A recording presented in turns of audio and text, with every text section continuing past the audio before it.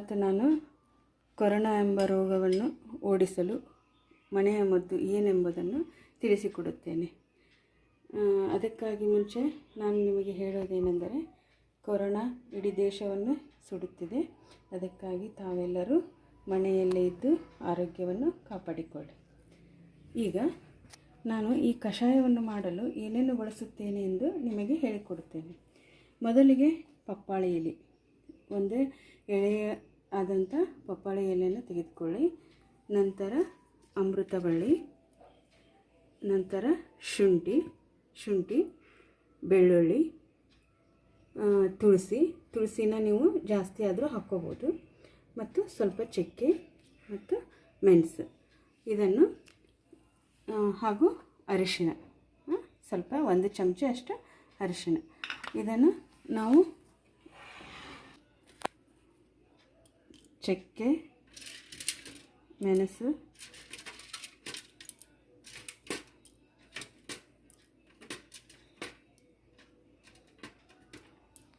ಇದನ್ನು ಸ್ವಲ್ಪ ಪುಡಿ ಮಾಡೋಣ.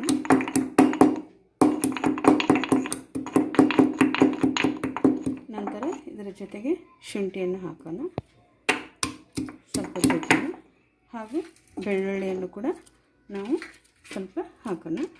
ಬೆಳ್ಳುಳ್ಳಿ ಹಾಗೂ ಅರಿಶಿಣ ಇದು ಮಕ್ಕಳಿಗೆ ತುಂಬ ಉಪಯುಕ್ತವಾಗಿದೆ. ಕಫವನ್ನು ಕರಗಿಸಲಿಕ್ಕೆ ಸಹಾಯ ಮಾಡುತ್ತದೆ. ಮೊದಲಿನ ಕಾಲದಲ್ಲಿ ನಮ್ಮ ಅಜ್ಜಿಯಂದಿರೆಲ್ಲ ಮನೆ ಮದ್ದನ್ನು ಉಪಯೋಗಿಸಿ ತಮ್ಮ ಆರೋಗ್ಯವನ್ನು ಕಾಪಾಡಿಕೊಳ್ಳುತ್ತಿದ್ದರು. ನಂತರ ಇದನ್ನು ನಾವು ಒಂದು ಪಾತ್ರೆ ನೀರಿನಲ್ಲಿ ಅರ್ಧ ಪಾತ್ರೆ ನೀರು ಹಾಕಿಬಿಟ್ಟು ಅದಕ್ಕೆ ಇದನ್ನು ಹಾಕಿಕೊಳ್ಳೋಣ. ನಿಮಗೆ ಸಿಹಿ ಬೇಕೆಂದರೆ ಸ್ವಲ್ಪ ಬೆಲ್ಲವನ್ನು ಉಪಯೋಗಿಸಬಹುದು, ಇಲ್ಲವಾದರೆ ಹಾಗೆಯೂ ಉಪಯೋಗಿಸಬಹುದು.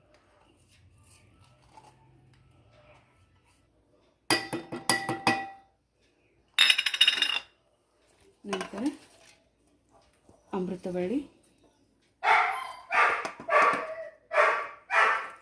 ತುಳಸಿ ಹಾಗೂ ಪಪ್ಪಾಯ ಎಲೆಯನ್ನು ಚಿಕ್ಕ ಪೀಸಾಗಿ ಕಟ್ ಮಾಡಿ ಅದನ್ನು ಕುದಿಯಲು ಬಿಡಿ.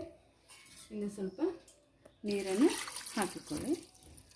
ಇದು ಅರ್ಧ ಭಾಗ ಬರುವವರೆಗೂ ಕುದಿಸಿದ ನಂತರ ಒಂದು ಅರ್ಧ ಗಂಟೆವರೆಗೂ ಕುದಿಯಬೇಕು.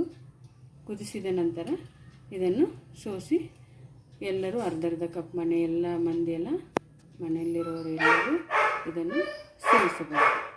ಈ ರೀತಿ ಒಂದು ದಿನ ಬಿಟ್ಟು ಒಂದು ದಿನ ಕುಡಿಯೋದರಿಂದ ನೆಗಡಿ, ಕಫ, ಕೆಮ್ಮು, ಜ್ವರ ಇದು ಯಾವುದು ಅವರ ಹತ್ತಿರ ಸುಳಿಯುವುದಿಲ್ಲ.